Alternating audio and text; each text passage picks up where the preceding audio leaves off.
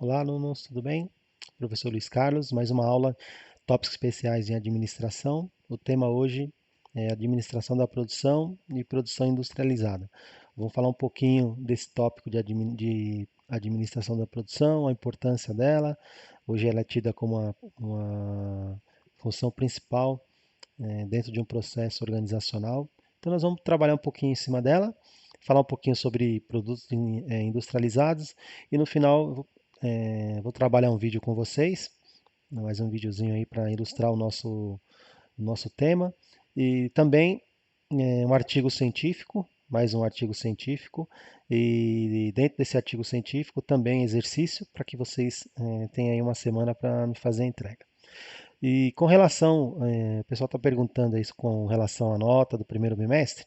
Eu ainda não lancei, pretendo lançar até o final da semana, que eu estou com alguns problemas com relação ao acesso aí à plataforma da Universidade Brasil. Assim que eles resolverem a minha questão, a minha senha que bloqueou por algum motivo, e assim que resolverem, eu consigo lançar. Acho que entre hoje e amanhã, acredito que eles consigam resolver aí a questão do meu acesso. Eles resolvendo isso, eu já consigo acessar a plataforma lá da Universidade Brasil e lançar para vocês. Aí até o final da semana pretendo lançar notas para todos. Então fiquem tranquilos que ninguém ficará sem nota não. Se depender do professor aqui, vocês todos terão notas boas, espero. Nada, brincadeira, acho que todos terão sim, acho que vai avançar bem. Tá joia? Espero que todos vocês estejam bem nessa pandemia, ainda continue o isolamento social, esticar um pouco mais, né? Então vamos lá, nos adaptando a esse modelo novo e o modelo novo que em princípio tínhamos a intenção de ficar menos em casa, mas ainda infelizmente a doença não foi controlada, então é necessário aí esse isolamento social, ok? Então vamos lá, administração da produção. Quando a gente fala o que que é produção, né? O que que é a administração da produção? Então, trata-se de maneira pela qual as organizações produzem bens e serviços. Então, o foco principal da administração da produção é o que a empresa tem lá de insumo de entrada e saída com relação a produzir um produto acabado ou uma prestação de serviço, né, que é a mão de obra do seu colaborador. Então, nós temos esses dois aspectos, essas duas ações aí para a gente trabalhar a administração da produção. É o gerenciamento estratégico dos recursos escassos, de sua interação e dos processos que produzem e entregam bens e serviços, visando atender às necessidades ou desejos de qualidade, tempo e custo de seus clientes. Então, quando a gente fala de administração da produção, é produzir, entregar um bem ou um serviço aos seus clientes, né, que atendam necessidades e desejos, com qualidade, tempo, que hoje a gente fala otimização de tempo, né, o tempo é o tempo de produção, se não levar muito tempo a produzir, para o custo não ficar alto, que a gente trabalha o custo. E quanto menor custo de produção para a organização, melhor o custo do produto final para o seu cliente. Então, por isso que a gente coloca a administração da qualidade, tempo, custo de seus clientes, né? Que aí é o custo que eu vou entregar lá e aplicar em cima do produto, visando aquilo que vai para o mercado. É o estudo de técnicas e conceitos aplicáveis à tomada de decisão nas funções de produção, empresas industriais e operações, empresas de serviços. Então, nós temos as indústrias, né, de vamos chamar assim, que produz o bem tangível, né? Que é aquele bem físico. Vamos dar um exemplo de uma linha branca na geladeira, fogão, ou empresa automobilística, ou no ramo de construção, um bem durável, né? Então, tudo isso que é um bem durável a gente chama de empresas industriais. E a parte que é a empresa que trabalha com mão de obra, e nós chamamos de operação, empresa de serviço, seja qualquer tipo de serviço, serviço de RH, de contabilidade, limpeza, segurança, que é o serviço de apoio, né, com relação à conservação e assim por diante. O profissional liberal, tudo aquilo que for serviço, nós chamamos de empresas de operação. Então, a administração da produção ela trabalha essa característica de bens e serviços. Então, vamos lá. E o que é a produção, né? Produção é a área de uma organização responsável por transformar todas as entradas disponíveis né, em saídas desejáveis. Entradas é tudo que é insumo que for agregado ao seu processo de produção, de acordo com o planejamento estratégico da mesma e atendendo aos anseios dos seus clientes.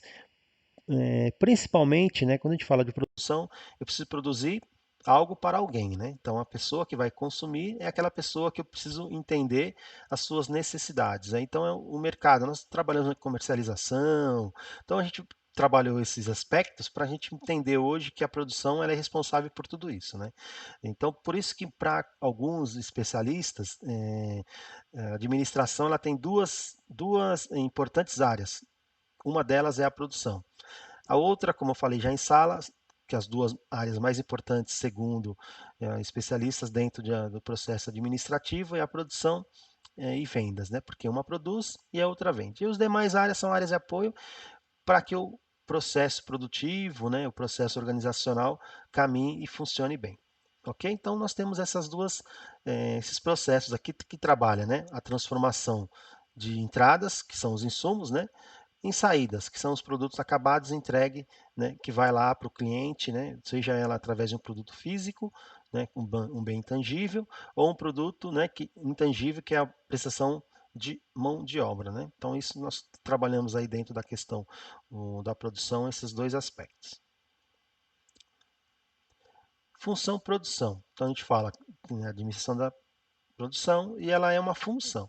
E essa função ela tem a característica de representar a reunião de recursos destinados à sua produção e bens e serviços. Então eu vou reunir, né, todos os insumos, todos os recursos disponíveis, né, seja ele financeiro, através de uma estrutura, equipamento, o que for, através, junto e acoplando, né, a mão de obra, né, juntando a mão de obra, para que essa função realmente vire uma engrenagem, e essa engrenagem converta ou converge num produto acabado, né, um produto entregue.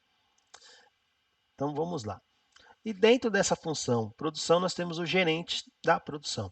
Que o gerente da produção nada mais é que aquela pessoa responsável, né, um funcionário que exerce uma responsabilidade particular em administrar algum ou todos os recursos envolvidos pela função produção. Então, ele pode ser um gerente de área ou pode ser um gerente geral, pode ser um diretor de produção. Diz a mística que normalmente os diretores de produção são tidos lá como os que mais têm influência, né, dentro do corpo diretivo. E faz sentido, porque eles trabalham lá a parte de negócio, né? Então, o que é um negócio? A empresa ela foi criada para produzir, né? Então, se ela foi criada para produzir, é, realmente ela é uma área importante, uma área central. Ela que vai dar lá ela que vai trazer todo o recurso financeiro para dentro da organização, né? Vou investir, vou produzir e vou vender e através da lucratividade que eu estiver em cima daquele produto, que são as receitas, né? Que aí sim eu vou trazer dinheiro para dentro do caixa da organização. Então, por isso que nós, em muitos aspectos aí, os gestores de produção são homens fortes dentro do corpo diretivo, né? Costumamos dizer que são as pessoas que mandam prender e mandam soltar, né? Dependendo do grau de influência, realmente ele tem uma posição muito forte na diretoria. Não, são áreas bem estratégicas, né? São áreas importantes e estratégica ao extremo, né? Claro que hoje, com a evolução da modernidade, tem outras áreas que vão se destacando. Por exemplo, uma área de logística, uma área de TI, são áreas de inovações, são áreas mais novas, né? Mas dentro da administração, o foco principal é a produção. Então, produzir tem essa característica de ser forte por conta disto, né? Porque ele produz um produto ou um serviço, vai entregar, vai vender e vai trazer o lucro para dentro da organização. Produção na organização. Então, nós trabalhamos a função central para a organização, né? Então, ela, que nem eu falei, ela é o foco principal dentro de uma gestão administrativa, né? Então, ela tem essa característica de ser central e principal. Funções com papéis fundamentais, né? Porque ela depende do investimento que ali, um investimento pesado, né? Porque trabalha equipamento, matéria-prima, né? Então, tudo aquilo de insumos que eu conseguir agregar dentro da minha produção é o que realmente vai se transformar em bem lá no finalzinho do processo e ali que eu vou agregar valor àquilo que foi produzido, né? Que chegará à mão aí dos nossos clientes, né? Ou do cliente da organização, né? Então, os papéis fundamentais lá, marketing, contábil financeiro e desenvolvimento de produto e serviço. Então aqui a gente tem essas duas áreas, né? Marketing que trabalha junto com desenvolvimento de produto e serviço que vendas, né? Então são as áreas principais. Contábil financeira por conta do investimento, né? Mas são a contábil financeira eu ainda coloco lá como área de apoio, mas ela é uma função principal, porque é a pessoa que cuida do dinheiro, né?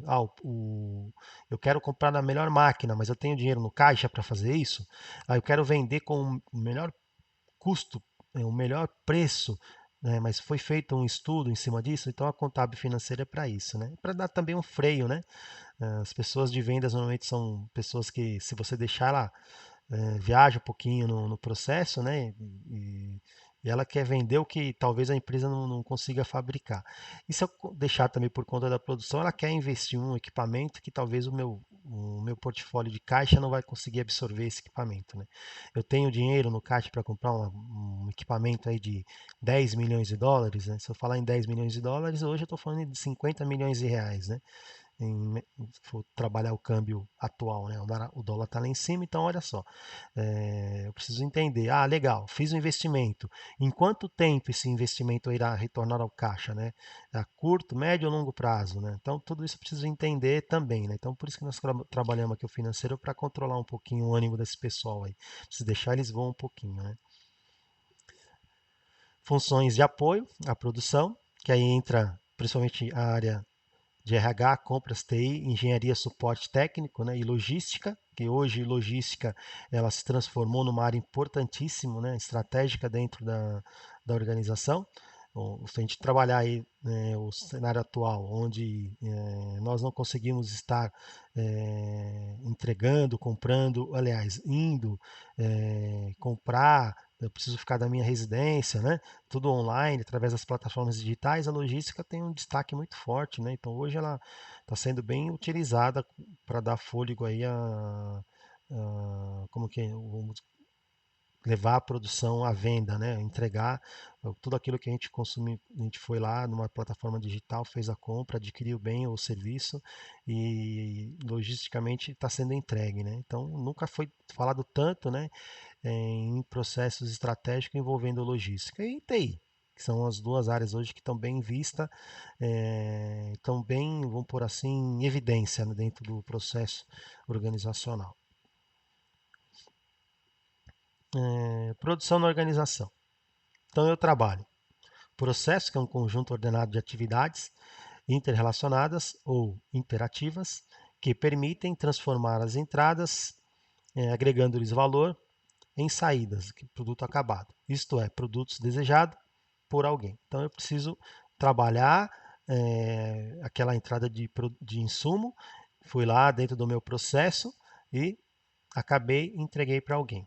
Então alguém foi lá e satisfiz a necessidade desse cliente, né?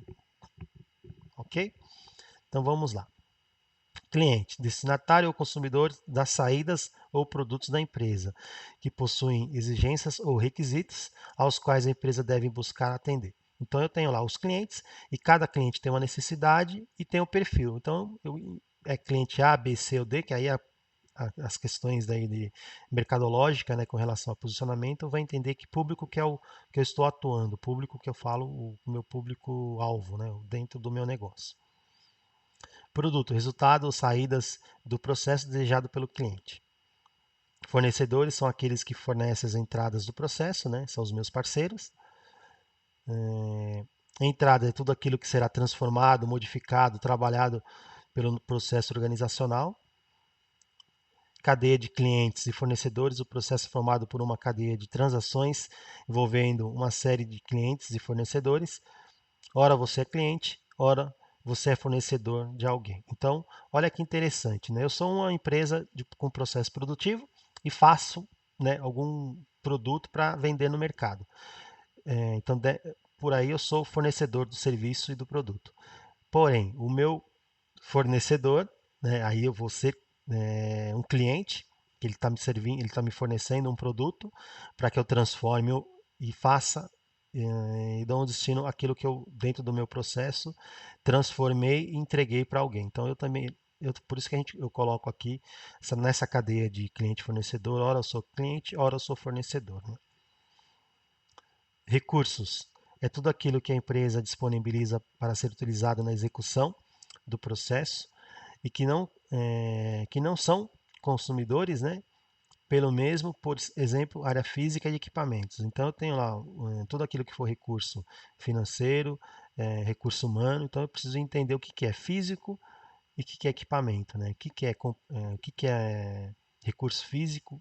Pode ser uma mão de obra, uma instalação, um equipamento que eu estou querendo adquirir para substituir o meu que já está obsoleto, e assim são os recursos disponíveis, né? Hoje, o recurso mais valioso e hoje é a mão de obra, né? Mão de obra hoje ela é uma mão de obra cara, não é barato, é um dos custos mais altos dentro da minha linha de produção. Insumo é o que será consumido pelo processo, sendo de difícil identificação, por exemplo, energia elétrica consumida, material de consumo e de limpeza, etc. Essa questão de insumo,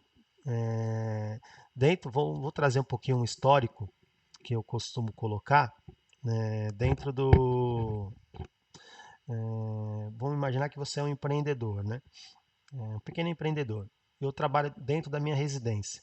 Então, eu costumo dizer assim, que hoje identificar esse custo, energia elétrica consumida, material de limpeza, misturando com os meus processos pessoais, é um dos complicadores, principalmente para um empreendedor, né, um pequeno empreendedor. Na empresa é um custo, pode ser um custo alto, dependendo do tipo de processo que você tem, né? Pode ser um custo alto, mas eu preciso entender realmente o que vai para a minha produção, né? Eu não posso misturar com as minhas questões pessoais. Uma empresa de grande porte é simples a gente fazer essa separação. Uma empresa pequena, se eu estiver trabalhando lá dentro da minha casa, do meu quintal, eu preciso separar realmente o que está indo para o meu consumo pessoal e o que está sendo destinado ao meu consumo produtivo, né, para minha empresa. Eu preciso entender isso. Por isso que a gente coloca aqui a produção na organização, né? E o problema, que é a distância entre a situação desejada e a situação indesejada, né? O que eu quero para o meu processo, né? O que eu identifico como uma situação que poderá atrapalhar ou não aquilo que eu estou pensando em produzir ou vender ou prestar serviço, né? Então é um leque de situações aí que a gente precisa trabalhar bem dentro desse processo produtivo, né? Então, olha o quanto, né, é interessante a gente trabalhar a administração pensando nesses quesitos, né? Hoje, então vamos lá, vamos avançar um pouquinho aqui. O fone tá meio ruim aqui, mas a gente vai seguindo. Então eu vou trazer para vocês um fluxo de produção de um cafezinho. Então, eu quero trabalhar esse fluxo com vocês para vocês pensarem assim, né? Parece simples, né? Esse fluxo, né? Só para a gente ver o quão trabalhoso é.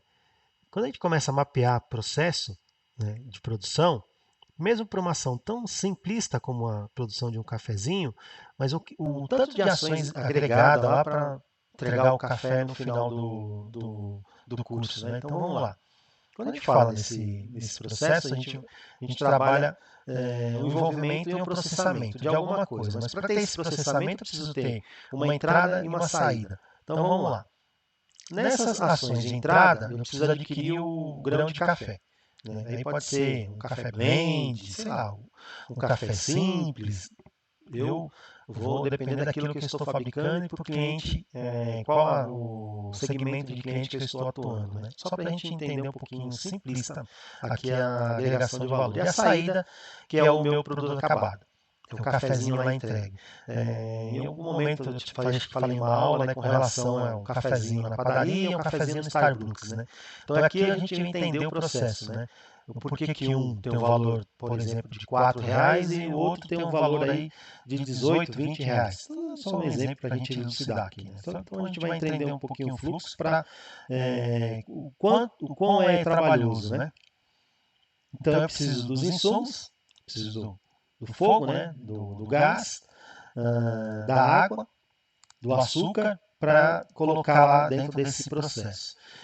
Preciso lá da mão de obra, né? Do equipamento para transformar aquele meu cafezinho, de uma orientação e de um controle, né? De um processo.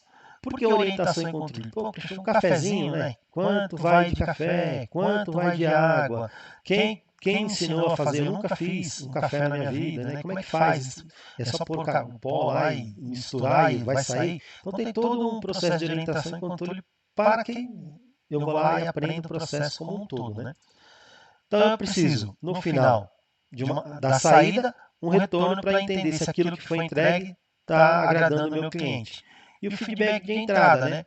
Qual foi o produto que eu comprei lá no início? Porque eu, dependendo daquilo que eu comprei, que fiz o investimento naquela matéria-prima, é o que eu vou entregar lá. Se eu fiz o investimento numa matéria-prima de baixa qualidade, lá no final do processo, o produto será igualmente, com uma qualidade não tão boa. Então, só para a gente entender, né, que num simples processo, olha o quanto de envolvimento para a gente pensar lá e transformar aquilo num produto acabado. Né? Ok? Então vamos avançar um pouquinho. Administração da produção. Tipos de produtos. Produto é o resultado da atividade ou processo. Aí pode ser um material processado, um serviço entregue, uma informação adquirida e os elementos combinados, né? Que aí eu vou trabalhar esses elementos combinados, que aí eu posso trabalhar um bem ou um serviço. A composição do produto varia conforme o tipo do negócio. Então, que tipo de negócio que eu estou atuando? Para fabricação de produto, como por exemplo um veículo, ou na prestação de serviço de um show, de um evento. Então, olha o quanto, né, de composição dentro desses dois negócios bem complexo entre si, mas que segue o mesmo fluxo de informação para a entrega dele no final. Né? Não importa o quanto de tecnologia eu vou produzir para produzir um veículo, mas na hora de você fazer um mega show, olha o quanto também de tecnologia eu vou precisar para entregar aquele mega show. Né? Então, é um serviço e é um bem. Né? Ambos segmentos diferentes, mas com as mesmas características na hora da entrega do produto acabado. Então vamos lá. Administração da produção. Serviço são um tipo de produto ou com as seguintes características. Intangibilidade, que talvez eu não consiga medir, né, porque é mão de obra. Participação do cliente no processo de produção. Por que participação? Imagina se contratar um pedreiro para fazer a reforma da minha casa. Então eu estou envolvido também enquanto cliente, porque eu quero saber como é que está sendo feito, onde está sendo gasto o produto exigido, né, material, insumo, né? Então, olha a característica. Produto e consumo são simultâneos, dependendo do serviço, né? Por exemplo, o cafezinho. A pessoa está fazendo e eu já vou consumir de imediato, né? O restaurante, alguém produziu, né? Confeccionou, foi lá e processou e eu já vou de imediato consumir. Não são estocáveis. Então, aqui eu estou dando um exemplo nas figurinhas, vai ficar nítido aí para vocês, que eu estou dando um exemplo do médico, né? É, é intangível, né? Porque ele vai avaliar o paciente. Participação do cliente, porque ele é o próprio, né? O cliente é o próprio paciente. Produção do consumo são simultâneos, né? Porque eu estou entregando o meu conhecimento enquanto médico e já vou aplicar lá o meu conhecimento para que ele compre faça a medicação, né? Vou lá e prescrevo a medicação, enquanto para que ele vá lá e cure daquela possível infecção que poderá estar, né? Vamos dizer assim. E não são estocáveis, porque o meu conhecimento enquanto médico foi lá e apliquei, né? Prescrevi a receita, ele foi lá e seguiu todas as minhas orientações e ficou, né? Já no dia seguinte, por exemplo, ele já pode, se estiver no hospital, ou pode ir embora na mesma hora, ou pode ir embora no dia seguinte, e assim por diante, só para elucidar, né? Então, olha a diferença de um e a diferença para o outro, né? Quando é produto e quando é serviço. Hierarquia da produção. Todas as partes da organização são operações, elas são pequenas unidades de produção, inputs, transformação, output, que é. Então eu preciso de uma entrada, de um processamento, né? E de uma entrega que seja a saída. Consumidores e fornecedores internos, dependendo do meu processo, quando a gente fala hierarquia, né? Quem são os clientes e consumidores? Os meus clientes dentro da minha linha de produção são os demais departamentos, né? Então eu presto serviço correlato lá, hein? Então eu sou da área do RH, presto serviço para contabilidade, que também presta serviço para mim enquanto RH. E assim sucessivamente lá. Então a gente chamamos de clientes internos, né, dentro deste processo. Ora eu sou fornecedor, ora eu sou cliente. Processo do negócio, ligação entre micro-operações é a que define o negócio. Então tudo aquilo que dentro do meu processo, das micro-operações de RH, de logística, de TI, de vendas, de produção, tudo aquilo define no final do processo o negócio, né? Porque eu não entrego dois tipos de produto, eu entrego um produto só. Então todo mundo no final está sendo envolvido em algum momento no processo, né? Proteção da produção. Por que que se protege? O que que se protege na produção, né? Para se minimizar problemas ambientais imprevisíveis, principalmente o impacto.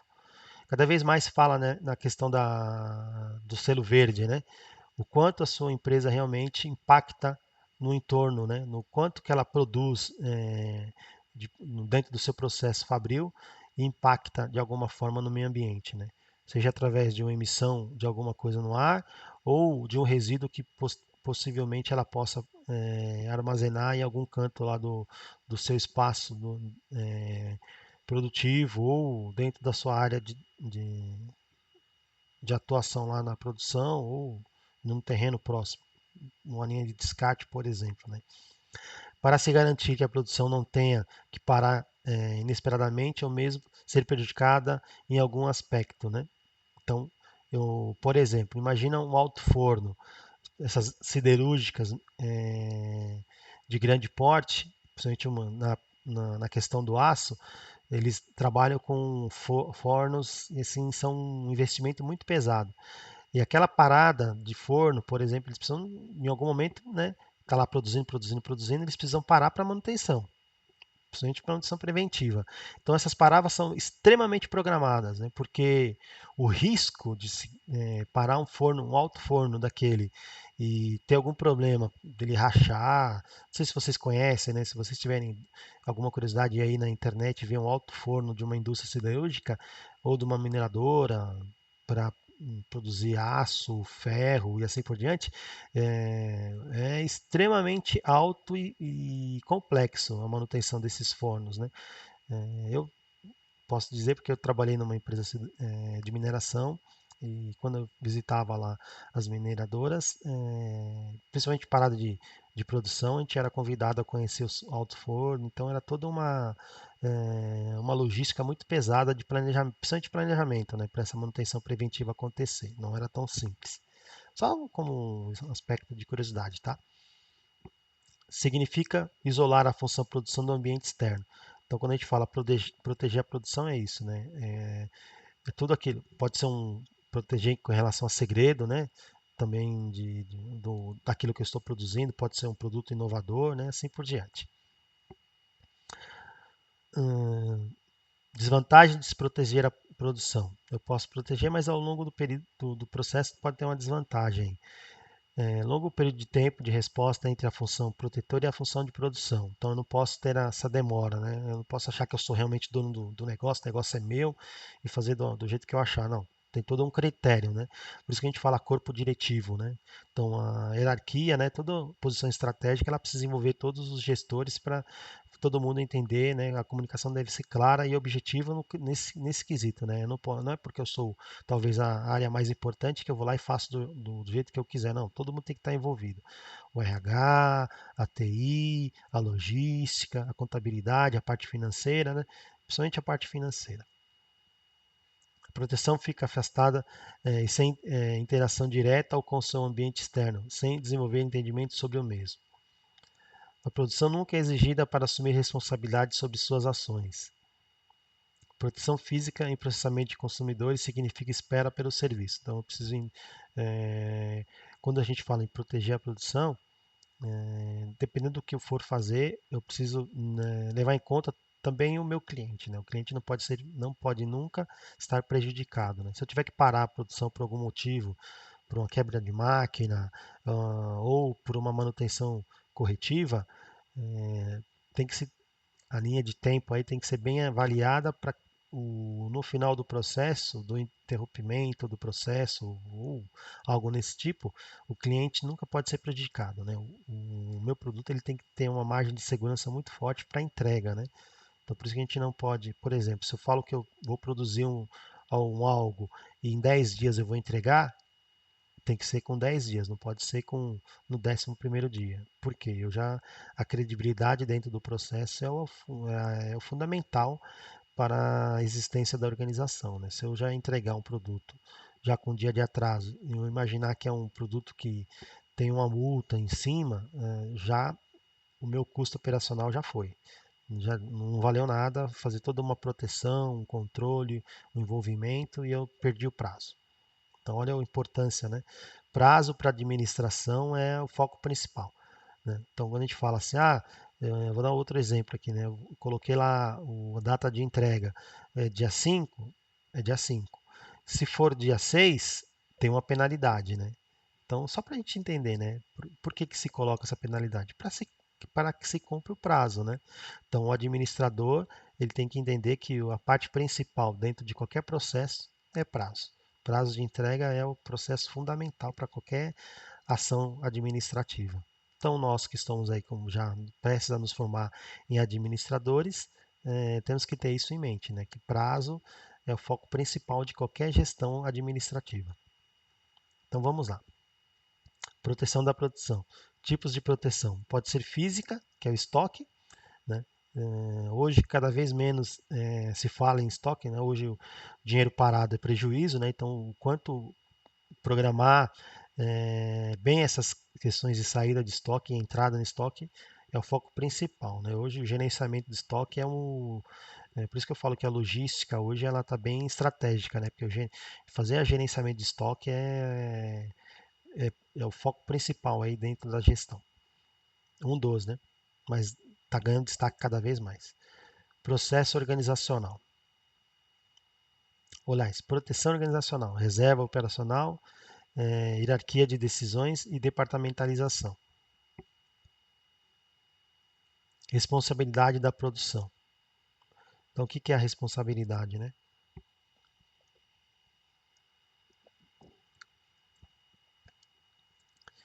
Responsabilidade direta da produção, entendimento dos objetivos estratégicos da produção, desenvolvimento de uma estratégia de produção para a organização, projetos dos produtos, serviços e processos de produção, planejamento e controle da produção e melhoria do desempenho da produção. Então, essas são as responsabilidades diretas. Eu preciso trabalhar o objetivo estratégico, o desenvolvimento de uma estratégia, os projetos dos produtos, planejamento e controle da produção e a melhoria do desempenho deste produto. Então, tudo aquilo que eu fizer como um processo estratégico, entender principalmente a necessidade do meu cliente. Então, dentro dessa necessidade, eu preciso entender quais são os projetos, né, para ver se ele é viável dentro do investimento que eu for fazer. É, se aquilo que eu entreguei foi satisfatório ao meu cliente, e quando a gente fala melhor desempenho, eu consigo trabalhar a inovação deste produto, que hoje criar um produto novo, talvez eu não consiga, mas melhorar um produto já existente é o que hoje cada vez mais se aplica no processo produtivo, processo de inovação. Então, é melhorar aquilo que eu já tenho, né, para ver se eu consigo ir além da expectativa do meu cliente. Então, isso é o que a gente trabalha no entendimento aí do processo produtivo. Vamos lá, avançando um pouco mais. Então, trabalhando ainda a responsabilidade, eu trabalho agora a parte de processo indireto, né, dos gerentes de produção, que é a responsabilidade indireta a eles. Informar outras funções sobre a oportunidade e restrições, discutir com outras funções modificações de plano de produção e encorajar outras funções a dar sugestões para a melhoria da produção. Então, aqui é nada mais é do que o envolvimento de todas as áreas. Eu sou uma área importante, mas eu só isoladamente, trabalhando sozinho, eu não consigo. Né? Eu preciso. O meu negócio é trabalhar produção. Eu não tenho conhecimento em TI. Eu não tenho conhecimento em RH. Eu vou só dizer, por exemplo, eu sou um gestor de produção e preciso de alguém para linha de produção, eu vou dar a característica comportamental que eu quero e quais são as habilidades. Aí o RH vai fazer todo o start lá de como contratar o melhor colaborador para dentro do meu processo produtivo. Eu preciso de um melhor equipamento, de uma boa tecnologia. Então, eu vou lá na TI e junto com a TI entender qual será o. Olha, eu tenho um investimento,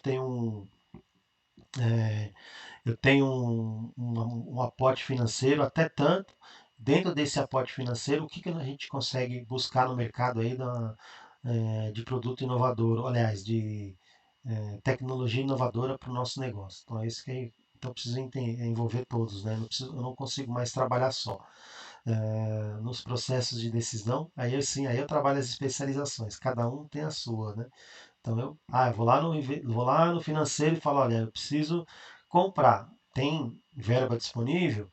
Ah, você fez o orçamento? Fiz, mas mesmo assim eu preciso agora um pouco mais de investimento. Então tem que se envolver todos, né, no processo, não dá para trabalhar sozinho, né? Responsabilidade da produção. Agora, responsabilidade ampla dos gerentes de produção. Globalização, proteção ambiental, responsabilidade social, consciência tecnológica e gestão do conhecimento. Então, olha só, eu já preciso entender agora que o gerente ele precisa entender dentro do mercado produtivo essa ação globalizada, né? Que o mundo está atuando, de que maneira, quais são as tendências, né? Então, principalmente tendência. Ok, proteção ambiental. Cada vez mais temos clientes, empresas, todo mundo pensando nas gerações futuras, né? Então, eu preciso trabalhar que eu, enquanto organização, estou fazendo para impactar cada vez menos o meu produto no processo ambiental, né? Então, isso que a gente chama de selo verde, né? A produção limpa. Então, tem um monte de característica aí para melhorar o meu processo produtivo. Responsabilidade social. Cada vez mais a empresa é responsável tanto para o seu colaborador para quanto o seu cliente, né? Consciência tecnológica, investimento tecnológico está aí. Os avanços são tendências cada vez mais, eu não tenho como negar isso, né, enquanto produção. Né? E gestão do conhecimento. Cada vez mais eu tenho um produto inovador, mas para que realmente ele se torne inovador, eu preciso de alguém pensando. Né? Então, por isso que a gente fala gestão do conhecimento.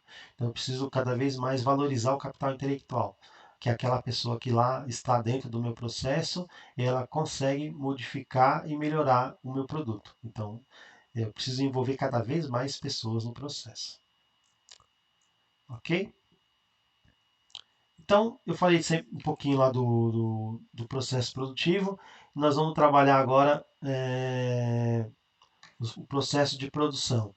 Que é o processo aliás, os produtos industrializados, né? Que são tudo aquilo que a gente tem no mercado com relação à característica desses produtos industrializados. Eu vou entrar um pouquinho, eu vou trazer só o que são, algumas características, alguns nomes que nós costumamos ver, mas eu não vou entrar, só para trabalhar um pouquinho aí o que é produto industrializado e tentar no finalzinho e vocês vão entender o vídeo que eu trouxe para a gente entender um pouquinho essas questões de produtos industrializados. O que são alimentos industrializados? Quando a gente fala de produto, a gente já remete a alimento, né?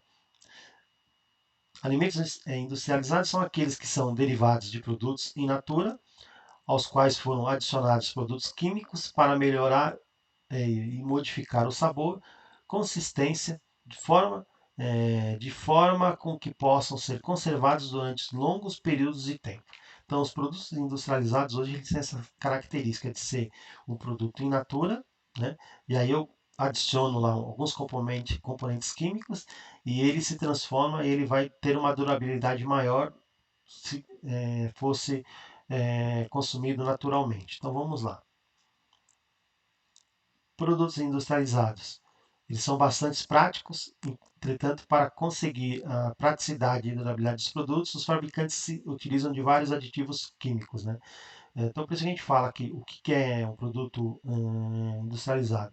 Eu vou, de certa forma, eu vou precisar remodelar o processo produtivo dele para que ele ganhe economia de escala, né? Ou seja, ele passe mais tempo numa prateleira, mais tempo disponível para ser consumido, né? Então, eu não, por exemplo, se eu pegar um produto in natura e deixar 3, 4 dias ele fora da geladeira, ele vai estragar facilmente. E ele já industrializado, adicionado componentes químicos, ele vai ter uma durabilidade maior. Então vamos lá. Aditivos químicos mais encontrados nos alimentos industrializados. Aqui eu não vou, aqui não tem questão de ser papel de nutricionista, não. É para a gente entender, quando a gente fala de produto transformado, industrializado, o que são, quais são esses componentes químicos que faz com que o produto dure mais, né, numa prateleira, por exemplo, ou numa embalagem, por exemplo. Então, corantes, então, são alguns componentes químicos encontrados. Corante é toda a substância que se adicionada a outra altera a cor deste produto. Aromatizantes são compostos naturais de origem animal ou vegetal ou artificiais sintéticos, né, que dão cheiro ou sabor característico aos produtos comestíveis. E assim vai, né? Conservantes são conservantes alimentares, são aditivos alimentares que têm a função de impedir ou retardar alterações em alimentos causados por micro-organismos ou enzimas devendo ser estar associado a outros tratamentos tecnológicos. Então eu tenho lá com aditivo químico, corantes, aromatizantes, conservantes.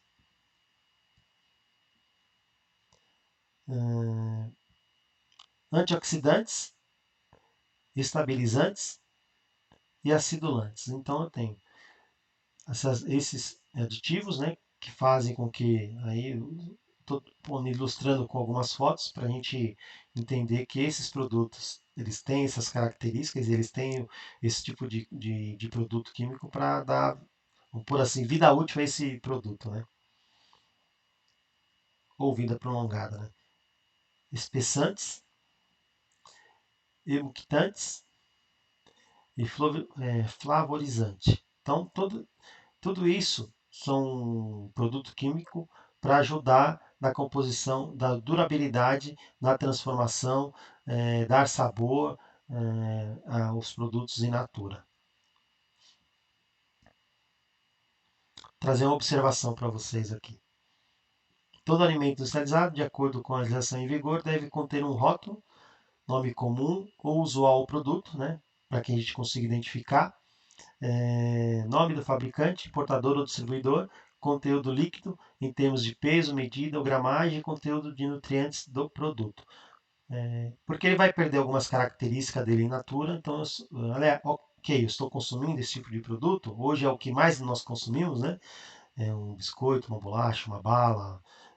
Então, um monte de produtos aí que a gente tem disponível no mercado industrializado que tem essas características, né? Apresentados de acordo com as regras ditadas pelas tabelas de informação nutricional. Então, eles têm que atender de certa forma, dentro de uma escala, para que a gente vá lá e faça o uso e não tenha nenhum tipo de problema, né? Lógico, tudo que for consumido demasiadamente vai trazer alguns malefícios, por exemplo, né? Informações nutricionais. Então, eu trouxe aqui uns valores de diários de referências de nutrientes, né? Então, isso aqui são o que a gente deveria consumir com relação a esse tipo de carboidratos, proteína, gordura, fibras, sódio. Então, agora vamos lá, a gente vai avançando para a gente fazer um comparativo, né? O refrigerante e o suco de laranja. Então, ele tem o refrigerante 85 calorias e o suco 90 calorias. Porém, lá no refrigerante só tem carboidratos 21 gramas, né? E lá embaixo eu tenho sódio 10 gramas. No suco de laranja, no carboidratos, eu tenho 28 gramas, 20,82 gramas. E lá no sódio, que é o sal, né? Uma miligrama. Olha a diferença, né? Mas ele tem proteína, lipídios, fibra, vitamina A, potássio, é, fo- é, o refrigerante não tem. Só para a gente fazer essa comparação. Não quero deixar ninguém aqui traumatizado, não. Só para, como a gente está falando de produto industrializado, a gente trabalhar essa característica aí. Aqui no chocolate, Nestlé Clássico e Nestlé Clássico Diet. Então, olha as diferenças, né? Então, valor energético, 134 e 119 calorias. Mas eu queria só uma observação aqui, ó, no carboidratos e no sódio.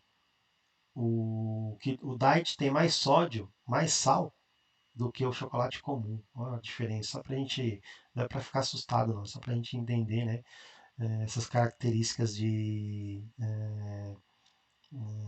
correlação. Benefício: durabilidade, praticidade e baixo custo. Durabilidade, porque, por exemplo, um leite, se eu in natura, ele vai ficar 3, 4 dias na geladeira e ele numa embalagem Tetra Pak, que é aquela essa embalagem longa vida aí, vai durar muitos, muitos dias, né? E ele vai ficar lá na prateleira do supermercado por dias também. E aquele leite normal, o antigo, naquele de saquinho que a gente comprava antigamente na padaria, ele tem uma durabilidade de 3 dias. Então, olha só para a gente trabalhar a diferença, né? Os malefícios, que esse aí é o mal hoje da humanidade, né? Obesidade, colesterol elevado, gastrite, diabetes, hipertensão, câncer, alergias, doenças cardiovasculares.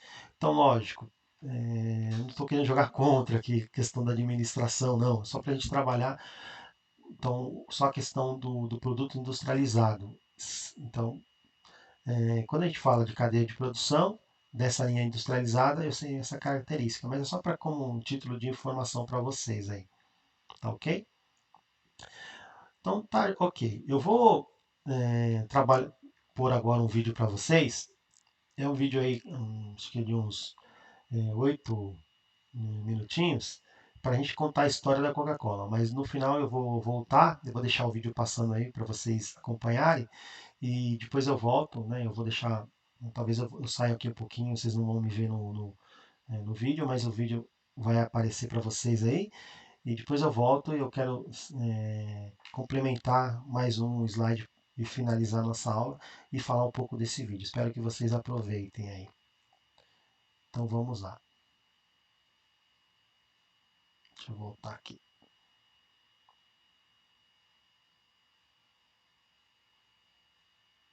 Deixa eu ver por que não está passando o vídeo. Deixa eu voltar aqui.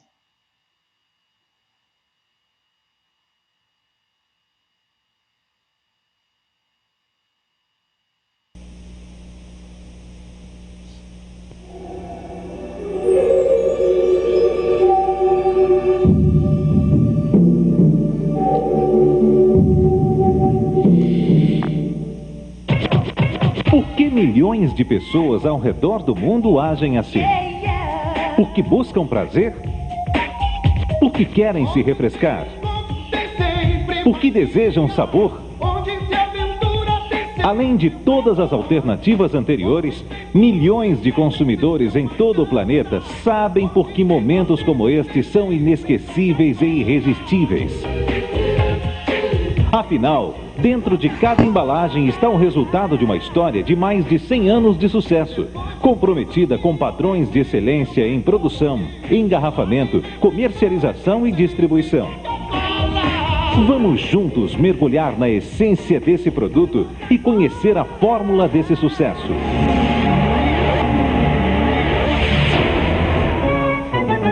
A década de 1880 trouxe grandes novidades para os Estados Unidos. A Estátua da Liberdade era inaugurada. O telefone interligava Nova York a Chicago e Thomas Edison desenvolvia os primeiros filmes cinematográficos. Em maio de 1886, o farmacêutico John S. Pemberton surpreende Atlanta com uma outra novidade. Ele cria um xarope de cor caramelo e na Jacobs Pharmacy mistura sua criação a água carbonatada e gelo. O resultado foi apreciado por todos os presentes: Coca-Cola. O nome e sua grafia foram criados por Frank M. Robinson, o guarda-livros de Pemberton, que era aficionado por aliterações. Aliteração, substantivo feminino, repetição de fonemas, letras ou sons no início ou no fim de cada vocábulo. Uma tendência muito em moda em Atlanta, na época da criação de Coca-Cola, estimulando viagens pelo alfabeto que davam nó na língua. Em 1888, Asa G. Candler é um dos primeiros a perceber a popularidade da nova bebida. Ele adquire a fórmula e os direitos de Coca-Cola e inicia a construção de um império. Candler acrescenta ao produto um preparado especial, que passou a ser conhecido como 7X, o mais protegido segredo do mundo. A composição produz um sabor único, diferente de todos os outros sabores. Determinado a difundir Coca-Cola, Candler cria uma infinidade de elementos promocionais como calendários, relógios, carteiras, canivetes, cartões postais, pesos de papel e muito mais. Ele associa ao sabor único, custo acessível e marketing vigoroso, gerando grandes volumes de venda.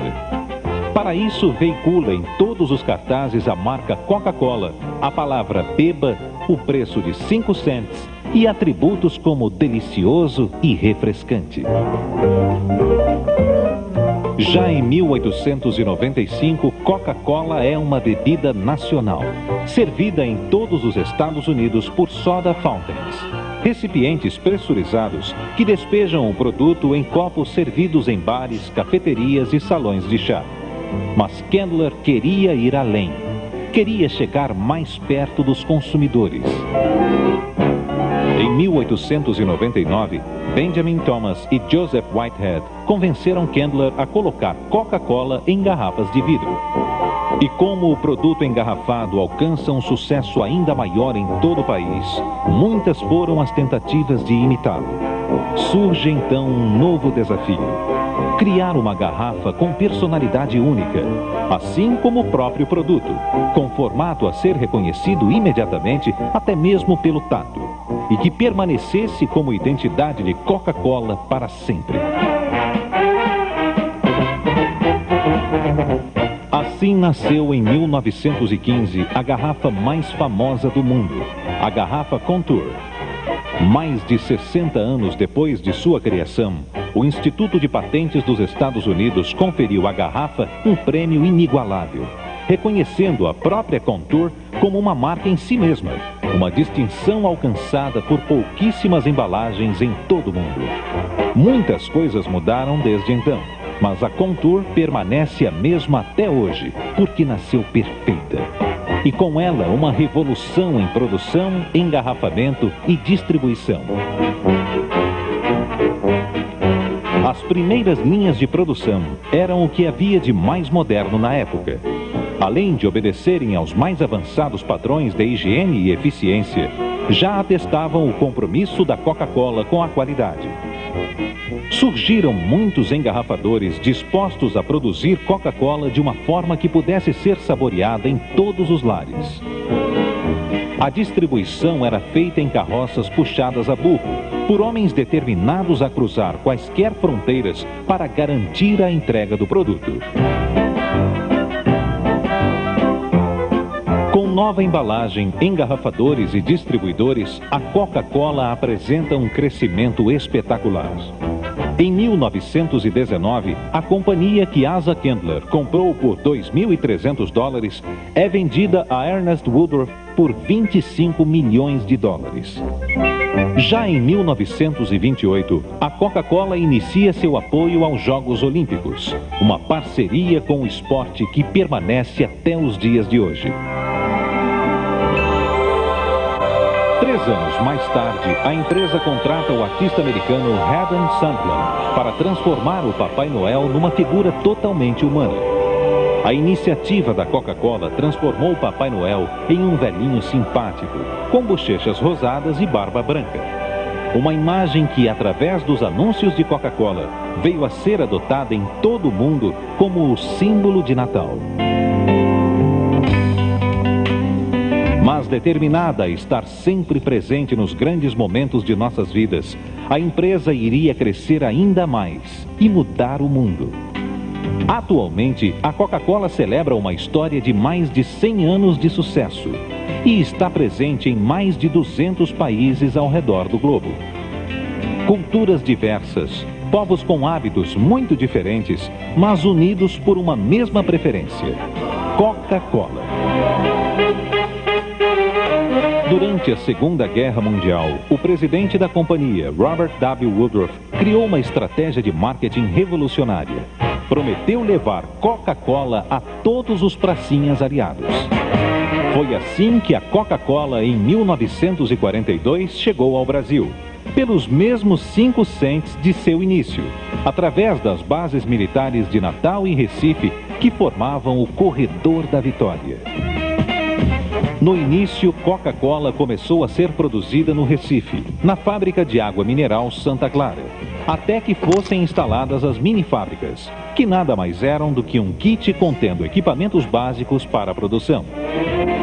Na verdade, a primeira fábrica de Coca-Cola no Brasil é instalada no Rio de Janeiro, na rua Conde Leopoldina, no bairro de São Cristóvão.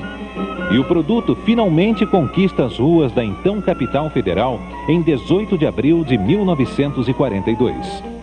O primeiro equipamento tinha capacidade de encher até 28 garrafas por minuto. Hoje, a realidade da Coca-Cola no país é muito diferente. Ao longo da década de 90, a Coca-Cola do Brasil torna-se a terceira maior operação da companhia no mundo.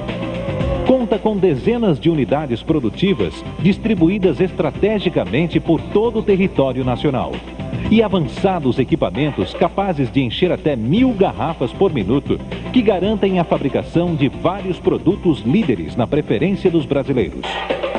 São modernas fábricas que reúnem as mais sofisticadas soluções tecnológicas, visando garantir a excelência absoluta na produção, engarrafamento, comercialização e distribuição do produto. Tudo começa aqui. A água é purificada 3 vezes e em seguida misturada ao açúcar, formando o xarope. Depois é adicionado o concentrado, que contém a fórmula secreta, o 7X.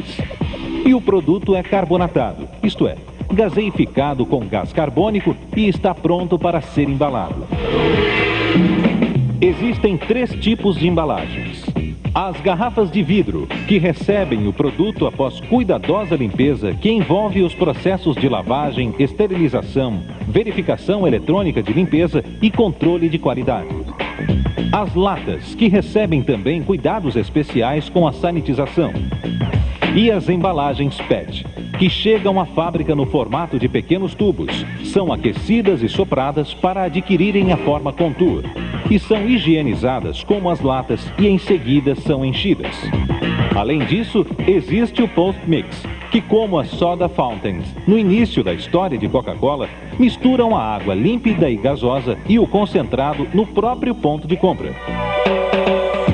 Todos os processos observam atentamente as normas mais rigorosas de higiene e sanitização, enfatizando sempre a qualidade. Em todos os detalhes, tanto aqui no Brasil como no resto do mundo, da produção até a execução de seus produtos, pode-se encontrar a mesma linha de conduta. O mesmo compromisso com a excelência absoluta que acompanhou a Coca-Cola desde sua criação. O mesmo espírito visionário que motivou os pioneiros da marca. A mesma determinação que impulsionou os primeiros fabricantes. Enfim, a mesma paixão que construiu esse sucesso estimula hoje a Coca-Cola também aqui no Brasil a trabalhar sempre e cada vez mais pela satisfação de seus consumidores, criando sensações inesquecíveis de muito prazer, oferecendo uma experiência irresistível, refrescante e um sabor único, presentes em todos os momentos em que se saboreia uma Coca-Cola.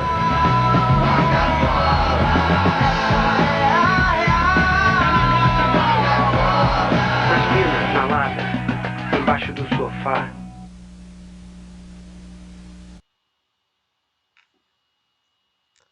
Ok, então vamos lá.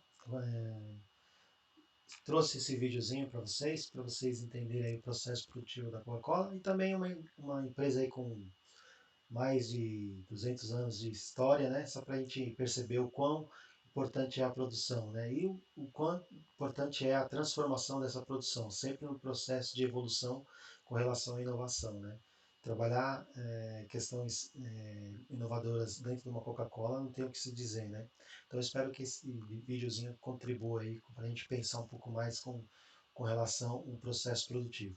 E eu vou finalizar com vocês com uma frase aí do Steve Jobs, que ele traz o seguinte: você não pode impor a produtividade, você deve fornecer as ferramentas para permitir que a pessoa se transforme no seu melhor. Então, quero que vocês reflitam aí com relação com essa frase e a gente pense nos nossos processos internos mesmo, nossos próprios processos, para a gente sempre em busca da melhoria, né? E não através de uma imposição, e sim de uma parceria, de uma motivação. Ok? Espero que vocês tenham gostado aí mais desta aula e esperamos aí a próxima aula semana que vem, ok? Um abraço a todos e até a próxima aula.